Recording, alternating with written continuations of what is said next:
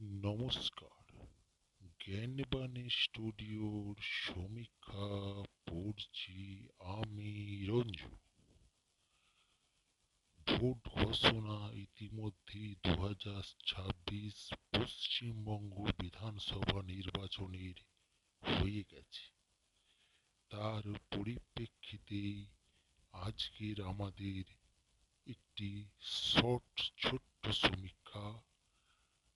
বিজেপির প্রার্থী তালিকা এখনো সম্পূর্ণ প্রকাশিত হয়নি। বিজেপির মুখ্যমন্ত্রীর মুখই বাকি প্রশ্ন রয়ে গেল।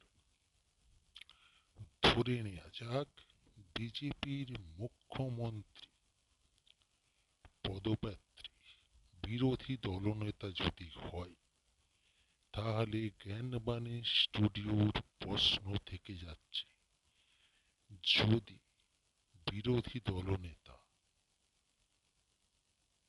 ভোটে জিতেও যায় বিজেপির প্রার্থী হিসাবে, তাহলে তিনি যদি তৃণমূল কংগ্রেসে অর্থাৎ ঘরে ছেড়ে ঘরে যদি ফিরে যায়, তাহলে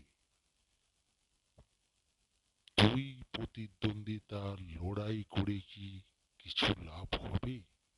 জ্ঞানবাণী স্টুডিওর প্রশ্ন আপনাদের কাছে রইল। এরকম কি সত্যি ঘটনা ঘটতে পারে, নাকি এটা শুধুমাত্রই আমাদের ধারণা? কমেন্ট করে জানাবেন আপনারা সকলে। নমস্কার। জ্ঞানবাণী স্টুডিও